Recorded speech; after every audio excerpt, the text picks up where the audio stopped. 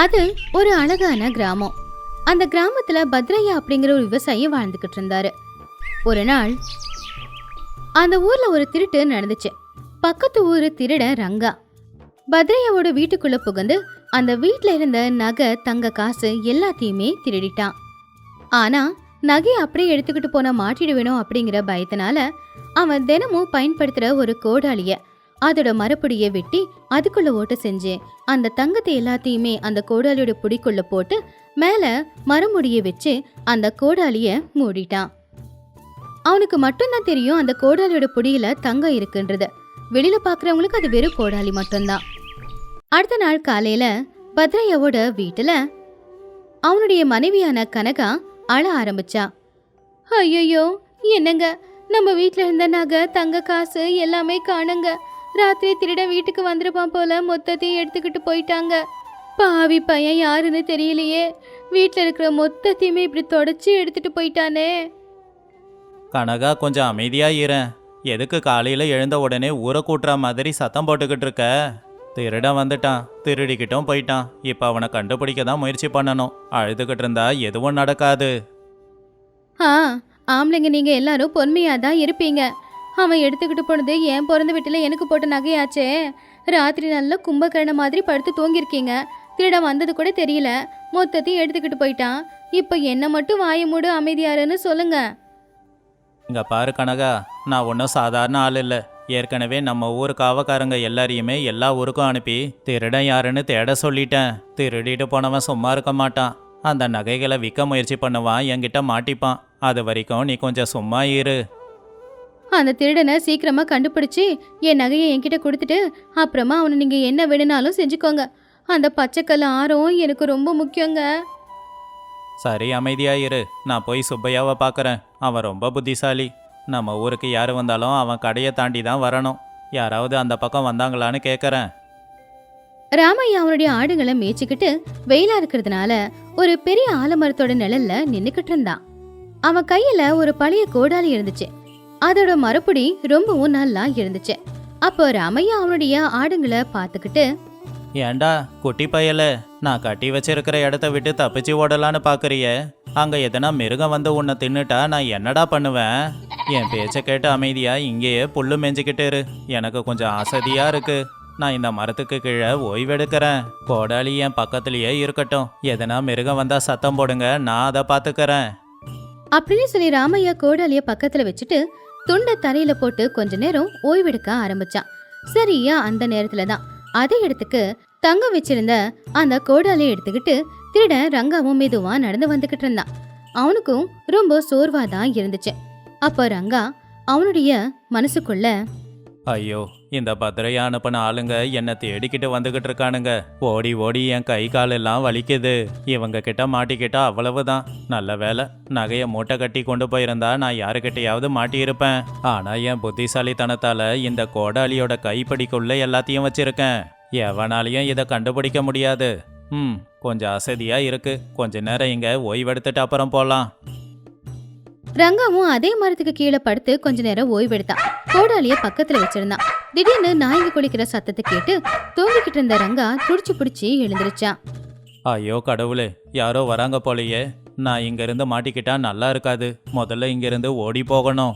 ஆனா பதட்டத்துல ரங்கா அவன் கோடாலிய எடுக்காம பக்கத்துல படுத்திருந்த ராமையாவோட கோடாலிய எடுத்துக்கிட்டு அங்கிருந்து ஓடிட்டான். இந்த விஷயம் ராமையாவுக்கு தெரியாது. கொஞ்ச நேரத்துல ராமையாவும் தூங்கி நல்லா எழுந்திருச்சு உக்காந்தான். அடடா, இன்னைக்கு நல்லா தூக்கம். சரி, சூரியன் மறைய ஆரம்பிச்சிட்டான். ஆடுங்களை கூட்டிக்கிட்டு சீக்கிரம் வீட்டுக்கு போயிடுறேன் அப்படின்னு சொல்லி பக்கத்துல இருந்த கோடாலியை எடுத்தப்போ, என்ன இது, திடீர்னு கோடாலி ரொம்ப கனமா இருக்கே. ஒருவேளை மழை காலம் இல்ல, அதனால இந்த பிடி நிறைய தண்ணி உறிஞ்சிருக்கும் போல. சரி இருக்கட்டும். ராமையா ரங்காவோட கோடாலியை எடுத்துக்கிட்டு அவனுடைய வீட்டுக்கு போனான். வீட்டில் அவனுடைய மனைவியான சீதா, ஏங்க, காலையில போனவரு இப்பதான் வரீங்க. வர வழியில ஏதாவது விறகு வெட்டி கொண்டு வந்திருக்கலாம்ல. வீட்டில் இருக்கிறது எல்லாமே பச்சை விறகு. அது வச்சாலே அடுப்புல புகைதான் வருது. ஊதி ஊதி என் கண்ணு தாங்க எரியுது. எடுத்துட்டு வரலான்னு தான் நினைச்சேன் சீதா. ஆனா என்னன்னு தெரியல, திடீர்னு கோடாலி ரொம்ப கனமா இருக்கு. அதை தூக்கி என்னால வெட்ட முடியல. அதனால தான் விறகு கொண்டு வரல. ஓஹோ, நல்லாதான் சாக்கு சொல்றியா நீ? கோடாலி கனமாயிடுச்சா, அதனால விறகு வெட்டி எடுத்துட்டு வரலையா? அப்புறம் எதுக்கு அந்த கோடாலியை வச்சுட்டு அது தூரமா தூக்கி போடு. அத்தனை ஆடுங்களை மேய்க்க போறவனுக்கு ஒரு விறகு வெட்டி எடுத்துட்டு வர தெரியல. நான் உண்மையை சொல்கிறேன் சீதா, நீ வேணும்னா தூக்கி பிடிச்சி பாரு. இந்த மரத்துக்கு என்ன ஆச்சோ என்னமோ ரொம்ப கனமாக தான் இருக்கு. எல்லாம் என் தலையெடுத்து. நீங்க சொல்றத நம்புறேன். அந்த கோடாலி அப்படி தூக்கி போட்டுட்டு கை கால் முகம் கழுவிட்டு வாங்க. சமைச்சு வச்சிருக்கேன், வந்து சாப்பிடுங்க. உள்ள அத்தனை நகை இருக்கு அப்படிங்கிற விஷயத்த தெரியாம ராமையா அந்த கோடாலியை அலட்சியமா தூக்கி போட்டுட்டு போயிட்டான். ஆனா அன்னைக்கு ராத்திரி நேரம் ரங்கா ரொம்பவும் கஷ்டப்பட்டு அவன் வீட்டுக்கு போய் சேர்ந்தான். அவனுடைய பொண்டாட்டி லக்ஷ்மியும் அவனுக்காக தான் வீட்டுல காத்துக்கிட்டு இருந்தா. என்னையா வெறும் கையோட வந்திருக்க? பெரிய பணக்கார வீட்டுல ஏதோ திருடுறேன், நிறைய நகை மாட்டிருக்கு அப்படின்லாம் என்கிட்ட சொல்லிக்கிட்டு இருந்த. எங்க நகையை காணோம், கையில வெறும் கோடாலி பிடிச்சிக்கிட்டு வந்திருக்க போல. ரங்கா பெருமையா சிரிச்சுக்கிட்டே, அடியே பைத்தியக்காரி, என்னை பற்றி என்ன நினச்ச? நான் ரொம்ப திறமையான திருடன். என்கிட்ட இருக்கிற தங்கம் யாருக்கும் தெரியக்கூடாதுன்னு என் கையோட கொண்டு வந்திருக்கேன். கையில இருக்கா? எங்க இருக்கு? கையில கோடாலியை விட்ட வேற எதுவுமே இல்லையே. என்னையா, என்னை பார்த்தா உனக்கு கிண்டலா இருக்கா? அடியே, இந்த கோடாலி பிடியில தான் எல்லா நகையும் இருக்கு. பச்சைக்கல் ஆரம் ஒட்டியானம் எல்லாமே இருக்கு. உன் உடம்பெல்லாம் இப்ப நகையா மாறப்போகுது பாரு. ரங்கா ஒரு பெரிய கத்தி எடுத்து அந்த கோடாலியோட புடிய உடைக்க முயற்சி பண்ணான். ஆனா அது உடையல. சீவ மரம் தான் வந்துகிட்டு இருந்துச்சு. ஏன்னா அது அவன் கோடாலி இல்ல, அது ஒரு சாதாரண கைப்பிடிதான். என்னையா, ஆரோன்ன ஒட்டியானோன்ன, ஆனா நீ காட்டினது என்னவோ வெறும் கட்டைதான். இதை தூக்கி இப்ப என் கழுத்துல மாட்டிக்கணுமா என்ன? பாவம் ரங்கா ஆச்சரியமா, ஐயையோ கடவுளே, என்ன இப்படி ஆயிடுச்சே. மதியம் ஆலமரத்து கீழே படுத்து இருந்தப்போ ஒரு ஆடு மேய்க்கிறவனும் அங்க படுத்து இருந்தான். அவங்கிட்டயும் ஒரு கோடாலி இருந்துச்சு. ஒருவேளை என்னோட கோடாலிய மாத்தி கொண்டு போயிட்டானா? லக்ஷ்மி ரொம்ப கோவமா, அட வீணா போன மனசா, இவ்வளவு கஷ்டப்பட்டு அவளை நகையை திருடி அதை கோடாலி பிடிக்கல வைக்கிறேன்னு சொல்லி அந்த கோடாலியை இன்னொருத்துக்கிட்ட கொடுத்துட்டு இப்படி சாதாரண கோடாலியை கொண்டு வந்திருக்கியே. சரி, அவன் யாருன்னு ஞாபகத்துல இருக்கா? ஞாபகம் இருக்கு லக்ஷ்மி. அவன்கிட்ட நிறைய கருப்பு கலர் ஆடுங்க இருந்துச்சு. நாளைக்கே பக்கத்து ஊரெல்லாம் விசாரிச்சு அவன் யாருன்னு கண்டுபிடிச்சு அவனுக்கே தெரியாம அந்த கோடாலிய திரும்ப கொண்டு வரேன். போயா, கோடாலி எடுத்துக்கிட்டு வீட்டுக்கு வரல உன் காலை வெட்டிடுவேன். அடுத்த நாள் காலையில ஊருக்கு நடுவுல இருக்கிற ரங்கம்மாவோட மோர் பந்தல் அது. அங்க பத்ரையா ரொம்ப கவலையோட வந்தான். வாப்பா பத்ரையா, வாமா கனகா. என்னம்மா கனகா, முகம் நல்லா வாடி போன வெத்தலை மாதிரி இருக்கு. அந்த திருடன் இன்னுமா உங்ககிட்ட மாட்டிக்கல? எங்க மாட்டினா? அவன் என்ன மாய மந்திரம் தெரிஞ்சவனானும் தெரியல. எந்த ஒரு அடையாளமும் கிடைக்கல. என் நகை போனது நினைச்சா எனக்கு உசுறு போய் போய் வருது. ஒரு சொம்பு மோர் கொடு, தொண்டையெல்லாம் வறண்டு போச்சு. கவலைப்படாத கனகா, திருடினவன் நிச்சயமா மாட்டிப்பான். ஏன் பத்ரையா, சுத்தி இருக்கிற ஊர்லெல்லாம் இந்த விஷயத்தை எல்லாருக்கும் சொல்லி வச்சிருக்கியா? சொல்லி வச்சிருக்கேன். அவன் நம்ம ஊரை தாண்டி எங்கேயும் போக முடியாது. என்னைக்காவது ஒரு நாள் என் கண்ணில் படுவான். அன்னைக்கு இருக்கு அவனுக்கு பூஜை. அதே நேரத்துல ராமையா ரங்காவோட கோடாலியை தோல்ல வச்சுக்கிட்டு நடந்து வந்துகிட்டு இருந்தான். ரங்கா ராமையாவுக்கு தெரியாம அவன் பின்னாடியே அவனை பின்தொடர்ந்து வந்துகிட்டு இருந்தான். ஆமா, எனக்கு குடிக்க கொஞ்சம் மோர் கொடுங்க. வெயில நடந்து நடந்து தாகமா இருக்கு. இந்த அப்பா குடி. என்ன உன் முகம் எல்லாம் இன்னைக்கு ஏன் இவ்வளோ வாடி போயிருக்கு? என்னம்மா சொல்றீங்க? வர வர என் கோடாலிக்கு என்ன ஆச்சோ, கனம் அதிகமாகிக்கிட்டே இருக்கு. அதான் என் பொண்டாட்டிக்கிட்ட கொள்ளு ரசம் வச்சு கொடு, அதை இந்த கோடாலியை குடிக்க வைக்கிறேன், மெலிஞ்சிடும்னு சொன்னதுக்கு என்ன அடிச்சிட்டா. சுப்பையாவும் ரங்கம்மாவும் இதை கேட்டு சிரிச்சாங்க. ஆனா பத்ரையா கோவப்பட்டான். அட வீணா போனவனே, மரக்கட்டை எப்படிடா கனம் அதிகமாகும்? அதுக்கு என்ன உயிரா இருக்கு? அதுக்கு உசுறு இல்லை, நீயும் உன் மூளையும். தூரத்துல இருந்து ரங்கா இது எல்லாத்தையும் கேட்டு மனசுக்குள்ள, அட வீணா போனவனே, நீ சுமக்கிறது கோடிக்கணக்கான மதிப்புள்ள நகடா, அதை போய் மரக்கட்டைன்னு நினச்சிக்கிட்டு இருக்கியே. ராமையா மோர் குடிச்சு பக்கத்துல இருக்கிற ஒரு மரத்தோட நிழல்ல உட்கார்ந்தான். அப்போ ரங்காவும் மெதுவா அவன் பக்கத்துல வந்து நின்னான். ரங்கா ராமையா கிட்ட பணிவா, அண்ணே வணக்கண்ணே, உன்னை பார்க்க நல்லவனா தெரியறியே. நான் பக்கத்து ஊர்ல இருந்து வரேன். வணக்கம்ப்பா வணக்கம். என்ன எதுக்கு நல்லவன்னு சொல்ற? என்கிட்ட உனக்கு கொடுக்கறதுக்கு தான் எதுவுமே கிடையாதே. எனக்கு எதுவும் வேணானே, உன்னோட கோடாலியை பார்த்தேன், அது ரொம்ப பழசு போலையே. அதை வச்சுக்கிட்டு நீ ரொம்ப கஷ்டப்படுறேன்னு தோணுச்சு. ஆமாப்பா, இப்பெல்லாம் இது ரொம்ப கனமா இருக்கு. எனக்கு தோலெல்லாம் வலிக்குதுன்னா பார்த்துக்கயேன். அப்படின்னா ஒன்று பண்ணலான்னு, என்னோட கோடாலி ரொம்ப புதுசு, ரொம்பவும் கனம் குறைவாகவும் இருக்கும். இதை நீ வச்சுக்கோ. உன்னோட கனமான கோடாலியை நான் எடுத்துக்கிறேன். இது உனக்கு நல்லது தானே? அப்படின்னு சொல்லி ரங்கா ராமையா கிட்ட இருக்கிற அந்த கோடாலிய புடுங்கிறதுக்கு முயற்சி பண்ணப்போ ராமையா அவனை தடுத்து, இருப்பா, என்ன கோடாலியை கேட்குற? இது கனம் அதிகமானாலும் பரவாயில்ல, எங்கள் தாத்தா காலத்து கோடாலி. இதை நான் உங்ககிட்ட கொடுத்துட்டேன்னு வச்சுக்கோ, என் பொண்டாட்டி என்ன திட்டிடுவா. ஆமாம், நீ யாருன்னே தெரியல, உனக்கு எதுக்கு என் மேலே இவ்வளோ பாசம்? அப்படி இல்லைண்ணா, உனக்கு பணம் வேணுனாலும் ஒரு 10 ரூபாய் தரேன். அந்த கோடாலியை கொடுத்துட்டு இந்த கோடாலி எடுத்துக்கோயேன். அந்த நேரத்துக்கு தான் அங்க வந்த சீதா அவங்க பேசிக்கிட்டு இருந்த எல்லாத்தையும் கேட்டா. யாருப்பா நீ? ஊருக்கு புதுசா இருக்க? என் புருஷன் என்ன அப்பாவே நினைச்சிட்டியா? இந்த பழைய கோடாலிக்கு 10 ரூபா கொடுத்து வாங்குறேனா? அப்படி இந்த கோடாலியில என்ன இருக்கு? எங்களை பார்த்து அப்பாவிங்க மாதிரியா இருக்கும்? ஏங்க எழுந்துறீங்க, பத்ரை என்ன வர சொன்னாரு, அவங்க வீட்டுல இருக்கிற விறகு வெட்டணுமா? அம்மா, தப்பா எடுத்துக்காதீங்க, ஏதோ உங்க நல்லதுக்காக தான் சொன்னேன். நீயா நல்லவன்? உன்னை பார்த்தாலே தெரியுது திருடன்னு. ஒழுங்கு மரியாதையே போயிடு. ரங்கா பயந்து அங்கிருந்து கொஞ்சம் தூரம் போனான். ஆனா அந்த கோடாலிக்காக காத்துக்கிட்டு அவன் தூரத்திலே தான் நின்னுக்கிட்டு இருந்தான். பத்ரையாவோட வீட்டு வாசல். அங்க ராமையா விறகு வெட்டுறதுக்காக போனான். வந்துட்டியா ராமையா? இந்த தேக்கு மரத்தை வெட்டி கொடு. என் வீட்டுக்கு நான் புது கதவு போடலான்னு நினச்சிக்கிட்டு இருக்கேன். சரிங்க அண்ணே. வர வர என் கோடாலி ரொம்ப கனமா இருக்கு. ஒரே போடல மரம் 2ஆ போக போகுது பாருங்க.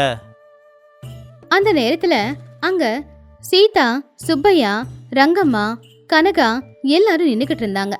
இது எல்லாத்தையும் ரங்காவும் பாத்துக்கிட்டு இருந்தான்.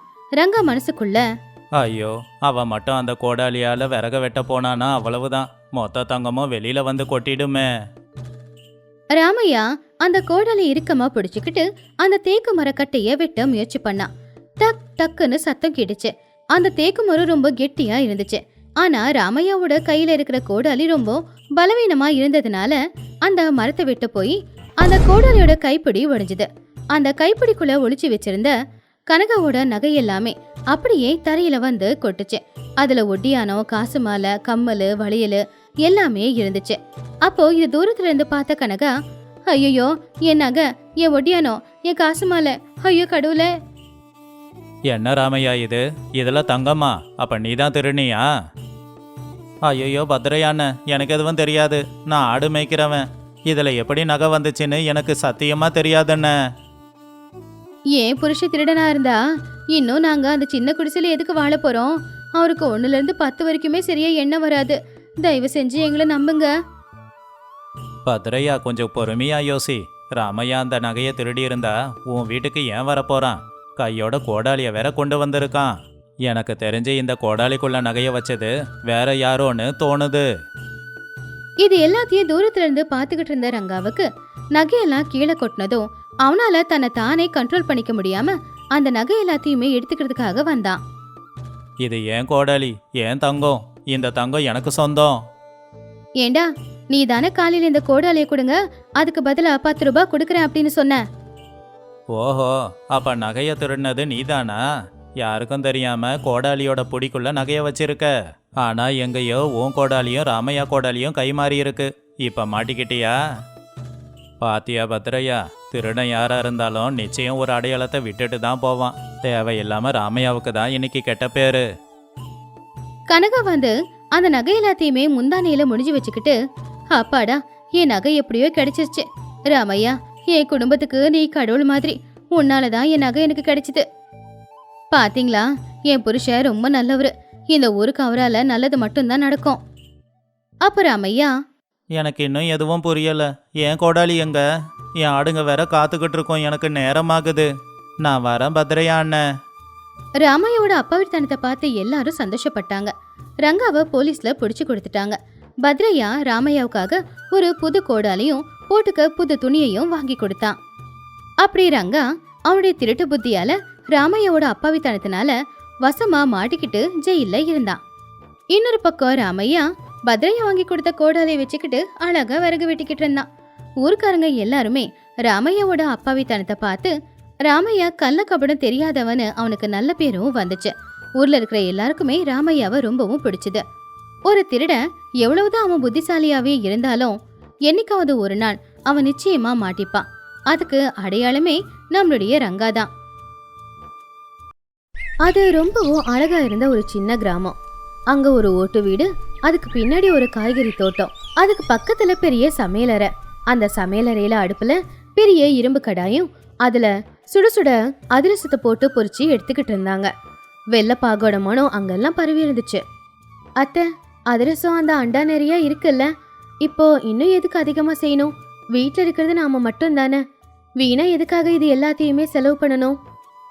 பார்வதி அம்மா சிரிச்சுக்கிட்டே, அம்மாடி சாவித்ரி, பண்டிகைனா நாம மட்டும் பலகாரம் செஞ்சு சாப்பிட்றதே இல்ல, நம்ம வீட்டை சுத்தி இருக்கிறவங்களுக்கு இந்த பலகாரத்தை கொடுத்து அவங்கள சந்தோஷப்படுத்தணும். இல்ல அத்தை, இப்பதானே சந்தையில இருந்து நெய் வாங்கிட்டு வந்தோம். வாங்கிட்டு வந்த நெய்யில பாதி தீர்ந்து போச்சு. இன்னும் நிறைய பலகாரம் செய்யணுமே, அது எல்லாத்துக்கும் நெய் வேணும் இல்லையா? நாம கொஞ்சம் சிக்கனமா இருக்கிறது தப்பு இல்லையே. சிக்கனம் நல்லதுதாமா, ஆனா பண்டிகை நாள் அன்னைக்கு சிக்கனம் பண்ணா வீட்டுல சந்தோஷம் இருக்காது. இந்த நெய் அதிரசத்தை பாரு, பார்க்க எவ்வளவு நல்லா இருக்கு. இதை சாப்பிடும் போது ஒருத்தர் எவ்வளவு சந்தோஷப்படுவான். அந்த சந்தோஷமும் முக்கியம் இல்லையா? அப்பதான் பின்வாசல் வழியா காமாட்சி வீட்டுக்குள்ள வந்தா. என்ன பார்வதி, இன்னைக்கு அதிரசத்துல வெல்லம் அதிகமா சேர்த்திருக்கியா என்ன? வெள்ள பாகோட மனம் எங்க வீட்டு வாசல் வரைக்கும் வந்துருச்சு. நெய் வாசமும் வந்துகிட்டு இருக்கு. வா காமாட்சி, வெல்லம் நம்ம வயல்ல விளைஞ்ச கரும்பு வச்சு செஞ்சது, அதனாலதான் அந்த மனம் மணக்குது. சரி, அந்த மாவை ஈர துணி போட்டு மூடி வெயி, இல்லனா அதிரசம் நல்லா வராதுல்ல. ஏன் சாவித்ரி, உங்க மாமியார் கையில ஏதோ வித்தை இருக்குல்ல? உப்பு போடாம குழம்பு வச்சாலும் அது எப்படிதான் அவ்வளவு சுவையா இருக்கும். நீங்க சரியா சொன்னீங்க சித்தி. அத்தை நல்லாதான் சமைப்பாங்க, ஆனா பாருங்க, இன்னைக்கு 100 அதிரசத்தை விட அதிகமா செய்யறாங்க. ஊர்ல எல்லாரும் பண்டிகைக்கு அதிரசம் செய்வாங்கல்ல, அப்புறம் எதுக்கு இவ்வளவு?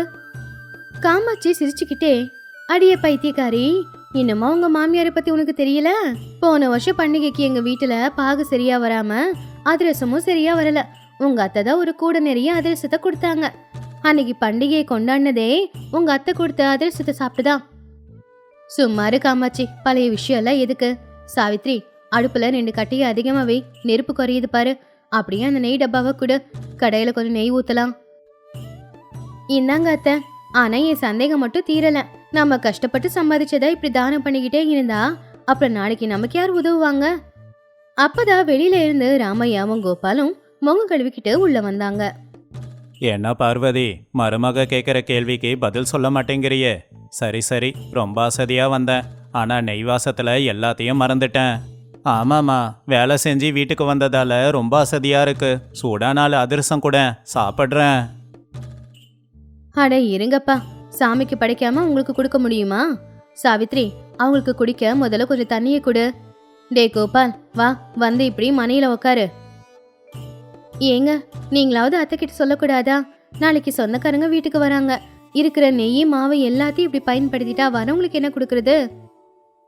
கோபால் சிரிச்சுக்கிட்டே, சாவித்திரி, அம்மா என்ன பண்ணாலும் சரியா தான் பண்ணுவாங்க. அந்த பூமி தாய் நமக்கு கொடுத்ததை நாமளே வச்சுக்கிறதா? மற்றவங்களுக்கு பகிர்ந்து கொடுத்தாதானே அம்மாவும் சந்தோஷப்படுவாங்க. சரியா சொன்னடா கோபால். சாவித்ரி, உன்னை ஞாபகம் வச்சுக்கோ. எங்க தாத்தா சொல்லுவாரு, சாப்பிட்டது ஜீரணமாயிடும், சேர்த்து வச்சது அழுகி போயிடும், கொடுத்தது மட்டும்தான் மிச்சம் இருக்கும்னு. நாம இன்னைக்கு நல்லபடியா இருக்கோம்னா அதுக்கு நாம செஞ்ச தானம் தான் காரணம். என்னோட எண்ணம் தானம் பண்ணக்கூடாது அப்படிங்கிறது இல்ல மாமா, ஆனா நம்ம தகுதியை மீறி. அதை கேட்டு பார்வதி அம்மா நடுவுல வந்து, சாவித்ரி, தகுதிங்கிறது பணத்துல இருக்காதுமா, மனசுல தான் இருக்கும். சரி, அதிரசம் செஞ்சு முடிச்சிட்டேன். இப்போ நான் உண்மையான விஷயத்துக்கு வரேன். நம்ம ஊர் எல்லையில ரங்கம்மா இருக்காங்க, தெரியும்ல? அந்த ரங்கம்மா இல்ல, பாவம் முந்தா நேத்து பேஞ்ச மழையில அவங்க வீட்டு கூரையே பறந்து போயிடுச்சான். பாவம் அவங்களால சமைச்சு கூட சாப்பிட முடியலையா. அவங்களுக்கு யாரும் இல்ல. அவங்கதான் முந்தா நேத்து சந்தையில பார்த்தப்போ எல்லார் வீட்டுலயும் பலகாரம் செய்யறாங்கம்மா. அந்த வாசை பார்க்கும் போது எங்க அம்மா ஞாபகம் வருதுன்னு சொல்லி கண்ணுல கண்ணீர் விட்டாங்க. அதுக்குதான் இந்த விருந்தே. ஐயோ, பாவம் அழுதாங்களா? ஆமாம்மா, கடவுள் நமக்கு இவ்வளவு கொடுத்துருக்கான், ஆனா அவங்கள பாத்துக்கதான் ஒரு ஆள் கூட இல்ல. நீ இப்போ ஒன்னு செய்யணும். என்ன அது? நம்ம வீட்டுல செஞ்ச பலகாரம் எல்லாத்தையுமே நான் உனக்கு கொடுக்குறேன். அப்படியே என்னுடைய பழைய பட்டுப்புடவை ஒன்று இருக்கு, அதையும் கொடுக்குறேன். இது எல்லாத்தையும் எடுத்துட்டு போய் அவங்களுக்கு நீ தான் கொடுத்துட்டு வரணும். ஒழுங்கா கொடுத்துருவல? சரிங்க அத்தை, கொடுத்துட்டு வரேன். ஆனா இருட்டாக போகுதே. அதனால என்ன, நான் துணைக்கு வரேன். பாட்டியை பார்த்து ரொம்ப நாள் ஆயிடுச்சு இல்லையா? சாவித்ரி கோபால் 2 பேரும் சேர்ந்து வீட்டுல செஞ்ச பலகாரம் புடவை எல்லாத்தையும் எடுத்து கிளம்புனாங்க. வழியில போய்கிட்டு இருக்கும்போது கோபால், சாவித்திரி, ஏன் அமைதியா இருக்க? அம்மா சொன்னதுல உனக்கு கோபம் வந்துடுச்சா? இது கோவம் இல்ல, நாம கஷ்டப்பட்டு சமைச்சத மத்தவங்களுக்கு எதுக்கு சும்மா கொடுக்கணும் அப்படின்னு தான். அது எதுக்குன்னு உனக்கு போக போக புரியும். பாரு, ரங்கம்மா பாட்டி வீடு வந்துடுச்சு. ரங்கம்மாவோட குடிசை ரொம்ப சின்னது. வெளியில அவங்க தனியா உட்காந்துருந்தாங்க. முகம் ரொம்ப சோகமா இருந்துச்சு. என்ன பாட்டி, எப்படி இருக்க? யார் அது? கோபாலா? வாப்பா, எவ்வளோ ஒசரமா வளர்ந்துட்ட. இது யாரு? உன் பொண்டாட்டி சாவித்திரியா? மகாலட்சுமி மாதிரி இருக்கா. எப்படி இருக்கீங்க பாட்டி? ஏதோ இருக்கம்மா. பண்டிகைல ஊர்ல எல்லாரும் சந்தோஷமா இருக்காங்க. என்னால தான் சந்தோஷமா இருக்க முடியல. கஞ்சியாவது காசி குடிக்கலான்னா வீட்டுல நொய் கூட இல்லம்மா. அதை கேட்டதும் சாவித்திரிக்கு கவலையாயிடுச்சு. அவங்க மாமியார் சொன்னதுதான் ஞாபகத்துக்கு வந்துச்சு. பாட்டி, கவலைப்படாதீங்க. எங்க அத்தை உங்களுக்காக வீட்டுல செஞ்ச பலகாரம் அப்புறம் புடவை எல்லாம் கொடுத்து அனுப்பியிருக்காங்க அப்படின்னு சொல்லி கொண்டு வந்த பையன் ரங்கம்மா கையில கொடுத்ததும் அவங்க கையெல்லாம் நடுங்குச்சு. அம்மாடி, நேத்துதாம்மா நினைச்சுக்கிட்டு இருந்தேன் இந்த பண்டிகைக்கு பலகாரம் சாப்பிட எனக்கு கொடுத்து வைக்கலன்னு. ஆனா உங்க மாமியார் பார்வதி அம்மா என்ன மறக்கல. எனக்காக எல்லாத்தையும் கொடுத்து அனுப்பியிருக்காங்க. உங்க குடும்பம் எப்பவுமே நல்லா இருக்கணும். அந்த அம்மா சந்தோஷமா சாப்பிட்றத பார்த்து சாவித்திரியோட மனசு நெறிஞ்சு போச்சு. ரொம்ப நல்லா இருக்குமா. உண்மையிலேயே பலகாரம் சுடுறதுல உங்க அத்தையை மிஞ்ச யாரும் இல்லை. உனக்கு பிறக்க போற குழந்தைங்க நல்லபடியா வளருவாங்க. அது கேட்ட சாவித்திரியோட கண்ணுல கண்ணீர். இத்தனை நாளா வீட்டுல இருக்கிற பொருள் பணம் செலவாகுது அப்படின்னு வருத்தப்பட்டா. ஆனா அதை இன்னொருத்தங்களை இந்த அளவுக்கு சந்தோஷப்படுத்துங்கிறது அவளுக்கு தெரிஞ்சிருக்கல. பாட்டி, நீங்க கவலைப்படாதீங்க. இனிமே ஒவ்வொரு விசேஷத்துக்கும் எங்க வீட்டுல என்னெல்லாம் செய்யறோமோ எல்லாத்தையும் கொண்டு வந்து கொடுக்குறேன். சரி வா சாவித்திரி, அம்மா காத்துக்கிட்டு இருப்பாங்க, வீட்டுக்கு போலாம். 2 பேரும் வீட்டுக்கு கிளம்புனாங்க. சாவித்திரி இப்போ ஏதோ திருப்தியாதான் தெரிஞ்சா. ஏங்க, என் மனசுல இருக்கிற பாரம் இறங்கிடுச்சு. மாமா சொன்னது உண்மைதான் இல்ல? என்ன அது? சேர்த்து வைக்கிறது வீணா போகும், நாம கொடுக்கறது தான் மிச்சம் இருக்குன்னு சொன்னாரு. அந்த பாட்டியோட கண்ணுல அந்த சந்தோஷமும் திருப்தியும் பார்க்கும்போது அது உண்மைன்னு தான் தோணுது. அவங்க வீட்டுக்கு வந்ததுக்கு அப்புறமா, என்ன சாவித்ரி, பாட்டி கிட்ட கொடுத்துட்டியா? பாட்டி என்ன சொன்னாங்க? அத்தை, என்னை மன்னிச்சிடுங்க. இத்தனை நாள நாம கஷ்டப்பட்டு சம்பாதிக்கிறத மத்தவங்களுக்கு எதுக்கு கொடுக்கணும்னு நான் சொல்லிக்கிட்டு இருந்தேன். ஆனா கொடுக்கறதுல இப்படி ஒரு சந்தோஷம் கிடைக்கும் அப்படின்னு எனக்கு தெரியல. இன்னைக்கு நீங்க 2 பேரும் சேர்ந்துதான் அது என்ன அப்படின்னு எனக்கு புரிய வச்சிங்க. ராமையா சந்தோஷமா, பாத்தியா பார்வதி, நம்ம மருமக நல்ல பொண்ணுதான். ஆனா அவளுக்கு சில விஷயம் தெரியல, அதை சொல்லி கொடுக்கணும். சாவித்ரி, பாட்டி வாழ்த்துனாங்கல்ல, அது கடவுள் வாழ்த்துக்கு சமம். சரி சரி, எல்லாரும் பசிக்குதுன்னு சொன்னீங்கல்ல. சாவித்ரி, போ, வாழை இலையே போடு. எல்லாருக்கும் நம்ம செஞ்சு வச்சிருக்கிற பலகாரத்தை சுட சுட பரிமாறு. எல்லாரும் சந்தோஷமா சாப்பிடலாம். சரி அத்தை, இன்னைக்கு எனக்கு மனசு நிறைஞ்சு போயிருக்கு. ஆனா வயிறு காலியா இருக்கு. அதிரசம் சாப்பிட்டா பசியும் போயிடும். எல்லாரும் தரையில வந்து உட்காந்தாங்க. சாவித்ரி எல்லாருக்கும் வாழை இலைய வச்சு அதுல அவங்க மாமியார் சுட்ட சுட சுட அதிரசத்தை வச்சா. பக்கத்துல கொஞ்சம் நெய்யும் வச்சா. எல்லாரும் அதை சந்தோஷமா பார்த்தாங்க. காமாட்சி அத்தை, நீங்களும் சாப்பிட்டுட்டு போங்க, வீட்டுக்கு எடுத்துட்டு போக கட்டி கொடுக்கறோம். பின்ன நான் வந்ததே அதுக்கு தானே. சாவித்ரி, இன்னும் 2 போடு. சாவித்ரி எல்லாருக்குமே கொடுத்து அவளும் உட்காந்தா. பார்வதி அம்மா சிரிச்சுக்கிட்டே, சாவித்ரி, நீ சாப்பிடும்போது உனக்கு சந்தோஷமா இருக்கோ இல்லையோ, ஆனா அந்த பாட்டிக்கு கொடுத்தப்போ உனக்கு ரொம்ப சந்தோஷமா இருந்ததுல, அதுதான் இதுல விசேஷமே. ஆமா ஆமா, இப்பதான் பண்டிகை பண்டிகை மாதிரி இருக்கு. சும்மா சொல்லக்கூடாது அத்தை, ரொம்ப நல்லா இருக்கு. எல்லாரும் சந்தோஷமா உட்காந்து அந்த அதிரசத்தை சாப்பிட்டாங்க. அன்னைக்கு ராத்திரி நேரம். வெளியில வெண்ணிலாவோட வெளிச்சம். வீட்டுக்குள்ள குளிர் தெரியாம கதகதப்பா இருந்துச்சு. அன்னைக்கு சாவித்ரி ஒரு பெரிய பாடத்தை கத்துக்கிட்டா. பகிர்ந்து குடுக்கறதுல இருக்கிற சந்தோஷம் நாம சேர்த்து வச்சு சாப்பிடுறதுல இல்லைங்கிறது. அடுத்த பண்டிகையில இருந்து சாவித்ரி அவங்க மாமியார் மாதிரியே பலவிதமான பலகாரம் செஞ்சு எப்பவுமே ரங்கம்மா பாட்டிக்கு கொண்டு போய் கொடுத்து சந்தோஷப்பட்டுக்கிட்டு இருந்தா. அந்த ஊர்ல பார்வதி அம்மாவோட வீடுதான் ரொம்ப பெரிய பணக்கார வீடு.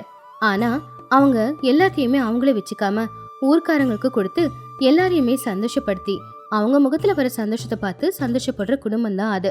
இப்போ அந்த குடும்பத்துல சாவித்திரியும் சேர்ந்து அவங்க மாமியார் குடும்பத்துக்கு ஏத்த பொண்ணாதான் மாறிக்கிட்டு இருந்தா. இந்த கதையில இருக்கிற நீதி என்னன்னா, நாம சேர்த்து வைக்கிறது நாளைக்கு நமக்கு பயன்படலாம் தான், ஆனா இன்னொருத்தங்களுக்கு கொடுக்கறது அந்த நிமிஷமே நமக்கு ஒரு மனநிறைவை கொடுக்கும்.